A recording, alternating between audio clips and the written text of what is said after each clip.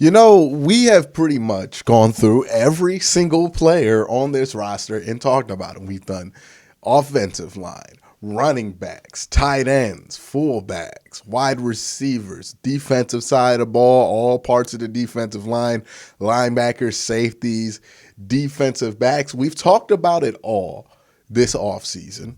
But there is one portion of the game that some of this fan base loves to talk about that a portion of this fan base also knows. I'm not the most fond of talking about, but it is a part of the game nonetheless. And that's special teams, right? Kickoffs, punt returns, field goals, punts, all very important things. And as the Browns prepare to go into this season with Deshaun Watson at least missing 6 games this year, those elements of the game are going to become important. So the question, is, hey, is the coaching good enough to get us through? We've talked about whether Jacoby Brissett is a good enough prospect at quarterback to get the Browns through this period. But the real question lies in, hey, do you have the coaching? Do you have the special teams units that can help you and assist you in these field position problems? And are you equipped enough for the challenge in the supporting cast? Because we know the defense has the tools. We know offensively there's enough. But this is the one part that could throw a wrench into everything. So we're going to talk about this. I think there have been some upgrades made by Andrew Berry and company, but I do think that there are some shortcomings, and we're going to talk about that right now. Now let's start with the least sexy of the unsexy special teams, right? And that is punt and kick return coverage. I'm actually the most concerned about this element of the game because you can get a great punt, but if it's not covered correctly, it doesn't matter, right? Same thing goes for kickoff, but less, right? Because kickoffs hardly ever get returned anymore, and kickoff returns for touchdowns are just so rare. But nonetheless, it's still a problem. And here's why I'm concerned about the punt and kick return coverage. One, what I saw in the first preseason game, not close to good enough. Not close to good enough from a kick return blocking standpoint, not close to good enough from action from the gunners on punt return, not close to good enough on the defensive side of this as a defensive special teams unit, not even close to good enough. Just concerning. And there are some roster issues that I worry about, right? Most teams with decent special teams units have a good amount of reserve linebackers, have a good amount of reserve, the bigger defensive players, right? Safeties, defensive tackles, stuff like that. Browns don't really have surpluses of those. They have a bunch of DBs, right? But DBs are only but so helpful on special teams, especially when we're talking about the other element of it, which is kickoff return blocks, and you're just not heavy enough there, right? I have not been overly impressed with the work of Mike Prefer. I think he has kind of just been sticking around here because he's a special teams coach, but you look at what he's done. I think he's been here since Kevin Stefanski got here. We've blown through like 45 kickers in that time, right? And some of these kickers he wanted to specifically hang on to that the writing was in a room, like on the wall, with how bad these kickers were. Same thing with punters, right? Just a lot of these guys that he was supposed to develop never developed, never panned out. I worry about that. Same thing with kickoff, kick returns. I mean, the Browns, since Mike Prefer has got here, have not had a good kick returner, a good punt returner, and that's partly going to be on Mike Prefer.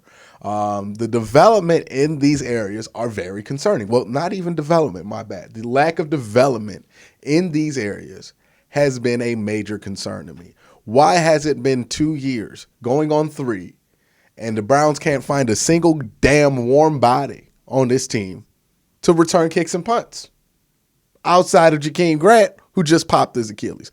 And Jakeem Grant, the coaching staff don't get credit for that. He's been that, right? So why is it one of the most easier positions to develop, which is punt return, kick return, right? Every team seems to have a serviceable one. The Browns just don't have anybody. How is that the possibility? Donovan Peoples-Jones back there has been a disaster. Demetric Felton, not great. I think Demetric still has potential there. I just don't trust the coaching. And like it's rare that only a special teams coach gets put on the hot seat. But since they invested so much in Cade York, if this unit is a disaster again, I would expect that Mike Prefer would be gone before Cade York. And that's saying something for me, somebody who thinks kickers are largely in most part disposable when it comes to trying to find one that sticks, right? So that is a concern for me. The special teams coaching has been a real concern. It's been 2 years and there hasn't been much signs of any positive development in special teams since Mike Prefer has signed on here. So I'm not a fan of the work that he's put in. I think there's a lot more room to grow there. And I don't think the personnel is as bad as what the performance has been. I don't think Demetric Felton should be a 4-month punt guy. Like, why in the world is he not better prepared in that area? That's a concern for me. Kick returns, punt returns, I kind of touched on it when I was complaining about Mike Prefer, but again, big concern, right? Right now, you have nobody you feel comfortable with. Like, I don't feel comfortable with anybody on this roster returning kicks and punts to the point to where even they don't feel comfortable. They're trying out Ronnie Harrison at punt return, which tells me possession punt return time, right? Like they have given up on getting positive yards on punt returns. And yet, when your offense, like we thought it would be last year, is scheduled to be a top 10 offense, punt return, kick return don't matter that much. When you know you're going to have to grind it out for 5 to 10 games or maybe even the whole season on offense, yeah, I'm gonna want a positive on punt returns. I would go with Demetric Felton and just hope that those muff punts were a thing of the past and just let him develop, because he had some moments there last year where he looked like he could have some potential. But either way, there are no great options or even good options there at punt return and kick return. I blame that primarily on Mike Prefer, because his job is supposed to take end of the roster guys and find them a spot. This team has a ton of wide receivers on it, has a ton of defensive backs on it. You can't find one guy and develop him into a safe punt return option or kick return option. That's not a good look to me. That's not a good look at all. So I blame that on a failure, because kick return, punt return is not a position you draft players for. It's a position that you coach players into. And when you can't develop one, that's on the coach. Some people might think I'm being harsh on that. I don't think I'm being harsh enough, honestly, on Mike Prefer. I don't think we are being harsh enough because I don't think we're comfortable criticizing special teams coaches as much, because we don't know as much about special teams as we do about offense or defense, or at least feel we know about offense or defense. But nah, I'm not. It's not cutting the mustard for me. So unless there's a dramatic change here and this special teams unit takes a leap under Mike Prefer, I wouldn't be surprised if a move was made there, because this can't be satisfactory work. I understand that he has some value, Mike Prefer does, as a temporary head coach if something happens to Kevin Stefanski, but the further we get away from COVID rules, the less that becomes valuable, and the more it makes sense to make a move there at special teams coach, because, again, there's some development and some key spots here that are developmental spots that just have not been developed. I don't know who else to blame that on other than the coach of the special teams. Like, we can blame players all the live long day. It's his job to make these players develop into these players, more so than it is in almost any other position group, right? Because we draft players to be great defensive ends, to be great. Nobody is drafted to be a great kick and punt returner for the most part. You're drafted and then you're developed into that. So there's that with Mike Prefer. That's my beef with him. Let's talk about the punts. They got Cody. Let me get his name correct here so I don't make anybody mad. They got Corey BJ Borokowitz. I'm sorry, I cannot pronounce that. Somebody give me the proper pronunciation guide in the comment section below. But they got him. I was at camp, pretty impressive leg. The thing with him, if I remember correctly from what I've heard, is hang time. He doesn't get great hang time, and that could be a concern with as bad as the coverage units has been on this team. But, I think he's fine. I wouldn't say he's anything great, but he's fine. They also have Joseph Charlton there, pushing him. Big guy can really boom it. He almost has less hang time, though, than Corey, so I don't think he's going to take it. And then the kicker, well, actually, before I get the kicker, let me elaborate more on why punter is important this year. And that is so the Browns can flip the field. Now, a lot of you guys know what I mean by that, but for those who don't, flipping the field means, hey, if we stall and get a 3-and-out, maybe somewhere, like let's say you take the ball out, you get the ball to the 25, right? You take a couple sacks, you get behind the sticks, you're 10 yards behind, and now you're on your own 15. You want a punter who can get you to flip the field. What does flip the field mean? Punt the ball and pin them, maybe in their own 25. The closer you get to your own 50, the more you expect to get that ball pinned in within their own 10-yard line. Basically, the punter is playing a field position game here, right? And that's what the Browns are going to have to do, right? They're going to have to do everything in their power, offensively, special teams wise, to make the defense's life easier. The reason the Browns did not win they won a decent amount of football games, but the reason the Browns didn't win 10 games last year or 11, like they could have, they were capable, despite all this controversy, despite it, as bad as the quarterback play was last year. They could have won 10 games. The reason they didn't is because they consistently did not make their defense's lives easier. You go back to the Kansas City game, it's a game the Browns could have easily won if a punt doesn't get fumbled, right? If Seven doesn't fumble that punt, the Polish Hammer fumbles that punt, they get the 7 points ahead, boom, Browns lose by a score, right? Same thing in Green Bay, same thing in not Oakland versus the Las Vegas Raiders, right? That's 3 games right there. They only won 8 games last year. You get those 3 games, those 3 mistakes hammed up, you're already at 11. You see what I mean? So the ability to punt the ball at least a competent level, they weren't even competent punting the ball last year, will do a lot to make the defense's life easier. You have to. The defense, even if Deshaun Watson is out there, the defense is the strength of this team, and it is the job of this team to do everything in their power to make the defense's life easier. It is, right? That is what's going to carry you the furthest, okay? Maybe once we get to the playoffs, if we get to the playoffs and Deshaun Watson has all that rust knocked off, we can start talking about the offense. But until that happens, it's the defense. And that's going to be what carries this team the furthest. So punting, I'm not normally somebody who says this. So this is a special circumstances. Punting this year, it's going to be very important.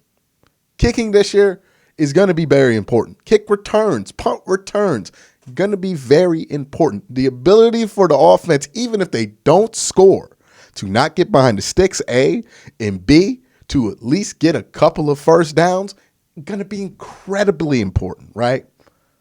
Incredibly important. So this is no punters, whatever. This is like for real. Like the punt game needs to be good this year. And I feel like they can do that this year. But again, that's going to be important. Keep that in mind the whole season. The team's ability to make the defense's job as easy as possible is going to dictate their ability to win games, because you can count back. I think you can count. If I really sat here and tried to think about it game by game and rewatch the whole season, I'm pretty sure 5 games could have been different if the Browns just make their defense's life a little bit easier. Just a little bit easier, right? Last year, they didn't do that. They went for it on 4th and 2s in the goal line, didn't get them. They turned the ball over all the time on their own half of the field. They had terrible punting, horrible field goal kicking, bad punt returns, bad kick returns, 3-and-outs all over the place, fumbles, turnovers, name it. Just name it.